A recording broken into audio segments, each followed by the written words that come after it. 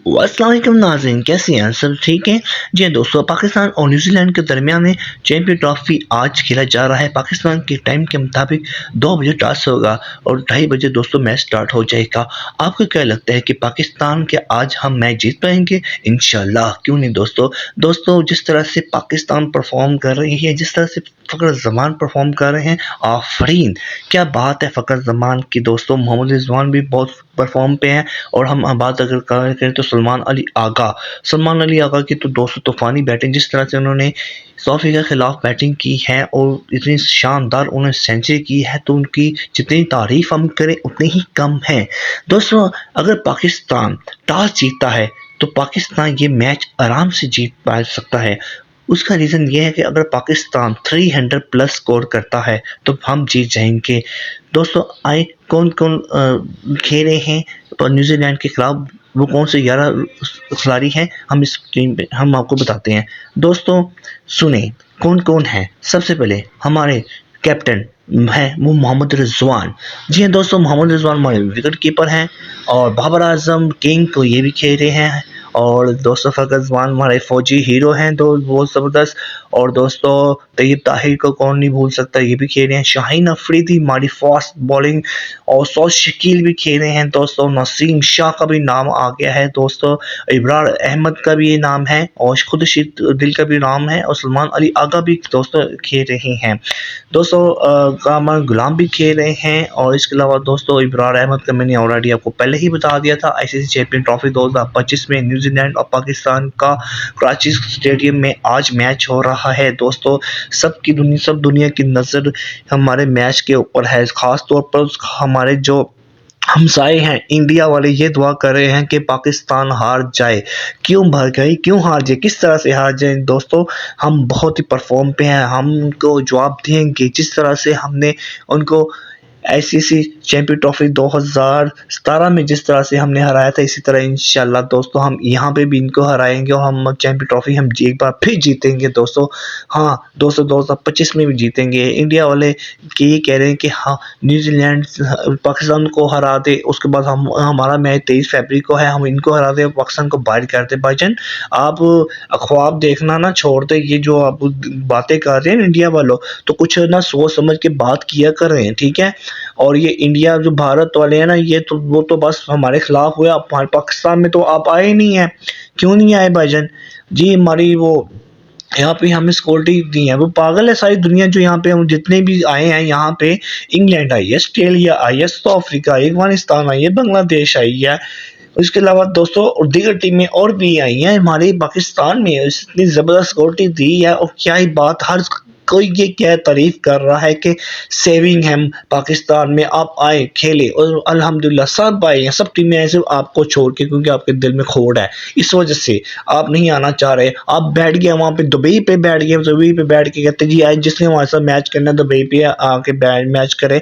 दोस्तों बांग्लादेश का और इंडिया का 19 फरवरी को मैच है, जो कि 2:30 बजे स्टार्ट होना है, दुबई में ही होना है। और 23 फरवरी को हमारा पाकिस्तान को इंडिया का मैच है। इंशाल्लाह दोस्तों हम ये मैच ज़रूर जीतेंगे इंशाल्लाह।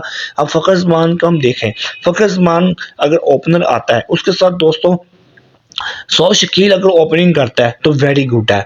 और वन डाउन अगर आता है तो बाबर आजम है। उसके बाद दोस्तों मोहम्मद रिजवान आ जाए, फिर तैयब ताहिर आ जाए, फिर उसके बाद कामरान गुलाम आ जाए, फिर सलमान अली आगा आ जाए। उसके बाद दोस्तों दीगर और खिलाड़ी भी हैं, अच्छा खेल लेते हैं। शाहीन अफरीदी अच्छा खेल लेते हैं, नसीम शाह अच्छा खेल लेते हैं, इब्रार अहमद अच्छा खेल लेते हैं। दोस्तों मुझे लगता है कि पाकिस्तान को ना कम से कम 340-50 स्कोर अगर ना भी हो तो कम से कम 200-300 प्लस होना चाहिए, जैसे कि 320, 25, 35 इतना टारगेट देना चाहिए। और पाकिस्तान को ये टॉस जीतना चाहिए, क्योंकि अगर पाकिस्तान ये टॉस नहीं जीता, अगर न्यूजीलैंड ये जीत गया, तो अगर 300 प्लस न्यूजीलैंड खड़ा कर दे पहाड़ जैसा स्कोर, तो हमारे लिए मुश्किल हो जाएगा। क्योंकि न्यूजीलैंड की दोस्तों बॉलिंग बहुत ही खतरनाक है, खासतौर पर उनकी फास्ट बॉलिंग। हमारे पास तो दोस्तों स्पिनर सिर्फ एक ही है, उनका नाम है इब्रार अहमद। सलमान अली आगा की अगर हम बात करें तो सलमान अली आगा भी बहुत अच्छे बॉलर है, ऑलराउंडर हैं। और इसके अलावा अगर हम बात करें खुर्शीद दिल की, ठीक है, वो भी वो सच बॉलिंग करा ही लेते हैं क्योंकि उनके पास इतना अच्छा तो वो बॉलिंग करने का नहीं है, तो वो ज़्यादा बैटिंग हिटर लगाने पे वो है कि आई बॉलिंग हमने छक्का लगा दी, चौका लगा दिया और आउट होके बाहर आ गए। उससे हम कुछ इतनी उम्मीदें नहीं लगा सकते। बस यही दोस्तों बात करने का मकसद सिर्फ यही है कि हम सिर्फ एक बॉलर के साथ, स्पिनर के साथ जा रहे हैं। अगर हम नुमान अली को ले आते, साजिद खान को ले आते या हम शादाब को ले आते, अच्छी परफॉर्मेंस उसने की है, दिखा रहा है, वो अब आ गया लेकिन उसका नाम नहीं टीम पे है। अब हम क्या कर सकते हैं, अब कुछ भी नहीं हो सकता, इसी टीम के साथ हमें जाना पड़ेगा। अब बाबर आजम की हम बात करें दोस्तों, बाबर आजम ना ये समझ लें कि उनकी ना ये सीरीज आखिरी हो सकती है। वो इस वजह से कि उन्होंने 2 साल से ज़ीरो परफॉर्मेंस है और उनको खिलाए जा रहे हैं। लेकिन मुझे कहीं न कहीं लगता है कि दोस्तों आज बाबर आजम ना परफॉर्म करेगा।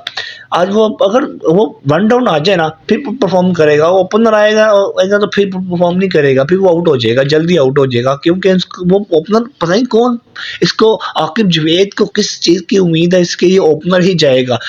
वो तो ओपनर नहीं बनता इसका, ओपनर ये सिर्फ 100 शकील अच्छा हिटर है, इसने पीएसएल में अच्छी हिटर लगाई, इसने साबित किया है कि मैं अच्छा, हमारे पास दूसरी ऑप्शन है ही नहीं ना।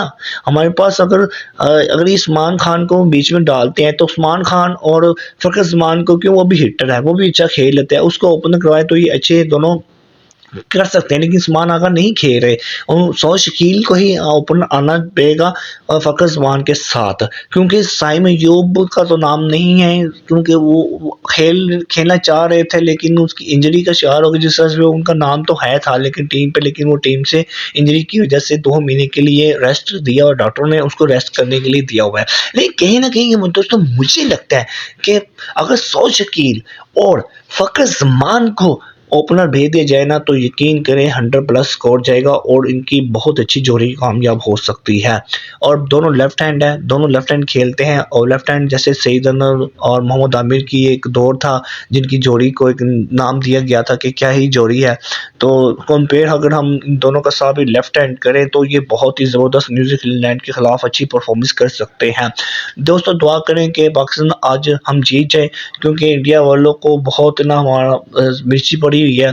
एक तो उन्होंने एक इशू खड़ा कर दिया था कि झंडा हमारा उन्होंने लगाया, भाई जी झंडा आपको ऊपर नहीं लगाया, नीचे वाले पे साइड पे लगाया हुआ है। आपने कैमरा देख लीजिए, हमारा 7 कंट्रियों का झंडा लगा हुआ है, हमारा नहीं लगा हुआ। दोस्तों यहाँ पे एक ब्रेकिंग न्यूज़ मैं आपको ये भी बता दूं कि उनका भी झंडा लगा दिया गया है, वो नीचे लगाया था, ऊपर नहीं लगाया, क्योंकि वो टीम यहाँ पे नहीं आई, दुबई में खेल रही है। ठीक है, तो जैसे आईसीसी चैंपियन ट्रॉफी जो आईसीसी है वाले उनका झंडा लगाया है, और इसके अलावा जो दोस्तों पाकिस्तान का, इंडिया का और न्यूजीलैंड का, क्योंकि जो टीम आज खेलेगी उनके 4 झंडे दिखाए जा रहे हैं। ठीक है, तो इस वजह से दोस्तों इंडिया का भी झंडा लगा दिया गया है, कराची में भी और लाहौर में भी लगेगा और रावलपिंडी में भी लगेगा।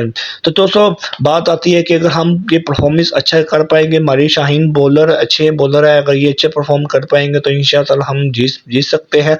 अगर हारिस रऊफ तो खेल नहीं रहा क्योंकि इंजरी का शिकार है, लेकिन कहीं ना कहीं लग रहा है कि अगर वो उनका नाम आ गया हारिस रऊफ का, ठीक है, तो वो खेल सकते हैं। किनकी जगह पे अभी उसका फैसला अभी नहीं हुआ, अब सामने नहीं खबर आ रही, लेकिन खबर ये आ रही है कि ओपनर की खबर आ रही है कि ओपनर ही वही करेंगे, 100 शकील और फखर जमान करेंगे। तो दोस्तों अपनी राय कमेंट से हमें लाजिम बताइएगा, दुआओं में याद रखिएगा। ठीक है, और लाजमी बताइएगा कि क्या फखर जमान को और 100 शकील को ओपनर आना चाहिए और बाबर आजम को वन डाउन। तो दोस्तों कमेंट्स में लाजमी बताइएगा, चैनल को सब्सक्राइब करें, लाइक करें ताकि मेरा हर वीडियो दोस्तों आपको मिल सके। अल्लाह हाफिज़।